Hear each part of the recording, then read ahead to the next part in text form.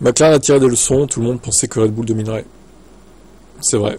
Même nous, en tant que fans, on se disait putain, ça va être 2023 bis quoi. Oh là là. Heureusement, ça n'a pas été le cas. Du moins, pas toute la saison. Le premier tir seulement. Piastri, nous avons beaucoup appris de leçons en tant qu'équipe, nous aurions aimé avoir notre version de la voiture telle qu'elle était à Miami au début de l'année. Ça nous aurait rendu la vie plus facile, mais je pense aussi qu'il est important de ne jamais abandonner. C'est facile de dire ce que je viens de dire, mais après la première course, tout le monde pensait que Red Bull dominerait. Ça n'a pas été le cas, on doit tout simplement continuer à travailler dur. Ça porte ses fruits aujourd'hui. Personnellement, je suis largement satisfait de ma saison. Il y avait de grandes choses que je voulais améliorer par rapport à l'année dernière. J'ai l'impression d'avoir beaucoup progressé dans ce domaine. Il y a aussi des choses dont j'ai été moins satisfait cette année. J'ai définitivement rendu les choses un peu plus difficiles pour moi pendant les qualifications que je n'aurais souhaité. Ouais, c'est vrai qu'il a fait quelques petites erreurs par-ci par-là. Après, bon, c'est encore un jeune pilote, est-ce qu'on peut vraiment lui en vouloir? Je pense pas. Il va encore progresser Oscar. Et à terme, il rivalisera largement avec Norris, voire le battra même, à mon avis, dans 3-4 ans. S'ils sont toujours ensemble. Ciao. Alors, c'est surprenant, mais Buxton quitte le monde de la Formule 1. Et oui, le fameux Buxton. Il était un habitué de F1 TV depuis de nombreuses années. Le journaliste britannique se concentrera sur une autre forme de sport automobile. Il y a 10 ans, j'ai fait un reportage sur mes premières courses d'IndyCar, y compris ma première visite à l'IMS.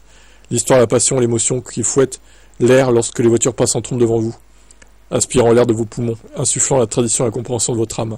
Le dernier jour, on m'a remis un bloc Culver, une des briques qui bordait autrefois l'ancien autodrome. C'était à l'époque, et ça reste aujourd'hui, le cadeau le plus humble que j'ai reçu. J'ai toujours aimé l'IndyCar. J'ai toujours été captivé par l'excitation de ces courses et stupéfait par les compétences de ces incroyables pilotes. Et même si j'ai toujours espéré qu'un jour je pourrais le faire, je n'ai jamais imaginé que j'aurais effectivement un jour l'occasion de rejoindre la série à plein temps. Le fait que je puisse le faire dans un rôle, et avec les responsabilités qui sont les miennes en 2025, est un immense honneur. Et bien que je sois incroyablement excité, je ne suis que trop conscient de l'énormité de la tâche que j'entreprendrai, et de la confiance qui m'est accordée. Ouais, bon, flemme de lire tout, hein, voilà. Alors, il a dit, on ne sait pas encore si il restera impliqué dans la F1, mais il précise que ce ne sera pas le cas. Je remercie tout le monde à F1 TV pour ces 7 années. Je suis également fier de ce que nous avons créé. Je suis tellement reconnaissant à Fox pour cette opportunité unique, tellement reconnaissante à tout le monde à NTT IndyCar Series pour l'accueil chaleureux qu'ils m'ont réservé et tellement revigoré pour les années à venir. L'IndyCar se trouve aux portes de l'une des périodes les plus passionnantes et les plus importantes de son histoire. Aux côtés de Nick Clifton-San et de l'équipe de classe mondiale dont les quiz de la Fox, j'ai hâte de commencer à vous présenter à tous la course la plus rapide sur Terre. Donc, concrètement, il va faire quoi en fait? Parce que j'ai pas très bien compris. Il va faire du commentaire, du commentary sur les chaînes Fox? Ou alors il va faire des interviews peut-être? Peut-être les deux en vrai. Il va peut-être faire les deux. Des fois il commentera, des fois il interviewera. Bon, bah écoutez, ça nous intéresse plus trop. Moi l'IndyCar je regarde sur Canal, mais et encore des fois j'oublie parce que des fois il y a des courses qui tombent en même temps que la F1 en plus. Je vais toujours privilégier la F1. Mais bon, effectivement, je suivrai l'IndyCar encore de loin, on va dire, en 2025. J'essaierai de me tenir au courant, de peut-être vous mettre des highlights, parce que ça marchait plutôt pas mal. Et se tenir au courant via les highlights, c'est pas mal aussi, au final. Ça résume la course en 6-7 minutes, c'est pas plus mal que de se taper 1h40, 1h50, voire 2h des fois, d'une course qui pas forcément très intéressante. En plus, Romain Grosjean ne sera plus là, il sera pilote de réserve, je crois, pour Prema. J'ai cru comprendre. Donc il sera plus titulaire, Romain Grosjean, il pourra plus se cracher, on pourra plus se foutre de sa gueule, mince. Ah, dommage. Bon bah Buxton, bon vent à toi, hein. Bonne chance dans ta nouvelle aventure. Ciao. Jacques Villeneuve choisit sa prochaine victime. Oula. Il est fini depuis longtemps. Oula. Sergio Pérez, allez boum. Après Daniel Ricciardo, après Verstappen, c'est Sergio Pérez. Pérez devrait prendre l'argent et profiter de la vie. Les courses d'endurance. La F1 c'est fini. Il ne reviendra jamais. En fait, il était fini et Red Bull l'a pris. Ouais, ça va, quand ils l'ont pris, il était pas... Fin 2020, il était pas fini, Pérez, quand même. Il était sur une bonne pente ascendante. Il avait gagné et tout avec avec Racing Point, du coup. Quand Red Bull l'a pris, ça lui a donné une petite étincelle. Ça lui a donné la fin qu'il a fait. Pendant quelques années, elle est beaucoup mieux que ce qu'il avait été maintenant. Maintenant, il est éteint. Bon, ça, je suis d'accord, oui. Tsunoda sera le premier pilote à quitter la grille. Il n'est là qu'à cause de Honda. À un moment donné, ça s'arrêtera. L'écriture est assez claire. C'est de toute façon sa dernière saison avec la famille Red Bull. Je ne vois pas d'équipe qui veuille de lui, à moins qu'il y ait une grosse poussée de Honda. Bah, de toute façon, Honda, ils vont être avec Aston Martin, ils vont pas pousser pour virer Stroll, hein. À moins qu'il vire Alonso pour mettre Tsunoda, ce qui serait un move un peu chelou. Et je pense qu'Alonso l'aurait très très mauvaise si ça se passait comme ça, parce que alors là, lui qui attend justement 2026 avec impatience, imaginez il vire pour mettre Tsunoda, oh, il serait furieux, il pèterait un plomb, je pense. Hein. Il casserait tout quoi. Au moins il serait vénère, il viderait son sac sur l'équipe, ce serait très drôle. Hein. Bon, on lui souhaite pas que ça se passe comme ça quand même, parce que ce serait très cruel pour lui. Mais bon, en même temps, la F1 est cruelle, donc ma foi, c'est pas impossible que ça se passe comme ça. Hein.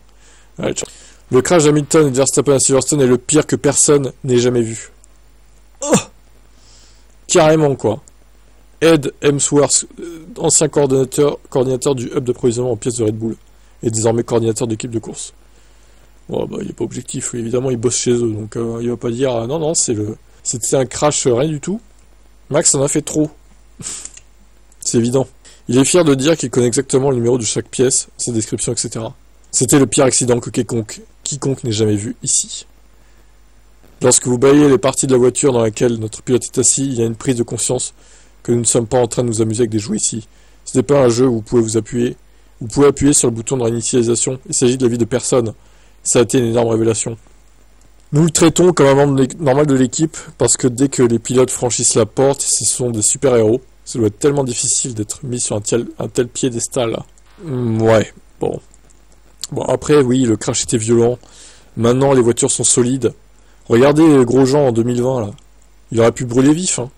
Bah non, parce que les voitures sont quand même solides. Et voilà, il s'en est sorti, le pilote français. Après, bon, il a fait aussi de gros crashs dans sa carrière, hein, le Verstappen, hein. Je crois qu'il l'oublie un petit peu, là, ce monsieur Hemsworth. Rien à voir avec Chris Hemsworth, l'acteur qui fait Thor, là, évidemment. Allez, ciao. Un pilote américain intéressé par le baquet chez Cadillac. Oh, de peut y en avoir qu'un. Alors, nanana, Kyle Kirkwood. Bien sûr que je suis intéressé. Le pilote américain a rejoint Cadillac en IndyCar en 2023, remportant 2 courses en terminant devant Herta lors de la saison 2023. Donc en 2024, il a terminé 7ème, cherchant à s'améliorer alors qu'il entame sa 3e année dans l'équipe en 2025. Un passage en F1 est quelque chose qui serait sur son radar si l'occasion se présentait. Alors, ils n'ont pas d'équipe, hein. Cadillac en IndyCar, c'est Andretti du coup, plutôt. Bien sûr, ce serait intéressant, mais en même temps, j'aime ce que je fais ici en IndyCar. C'est ce que j'ai toujours aspiré à être, un pilote d'IndyCar. Ça me permet de rester aux États-Unis, de rester à l'endroit où j'ai grandi. Je suis né où j'ai grandi à Jupiter en Floride, et je vis toujours à Jupiter en Floride. J'aime cela à propos d'IndyCar. Ça permet aux Américains de rester chez eux au moins. C'est du donnant-donnant dans les deux sens. Bien sûr, je suis intéressé, mais je serais pas contrarié si on me donnait pas l'occasion. Bah, en même temps, il y a tellement de pilotes sur leur liste que bon. Et puis, quand bien même pas sûr qu'ils prennent 2 pilotes américains. Hein. Ça se trouve, ils en prendront qu'un et ils prendront un pilote genre Bottas, un pilote d'expérience en F1 pour lancer l'équipe. Et puis à terme, bon bah peut-être qu'ils prendront 2 pilotes américains. On verra ça.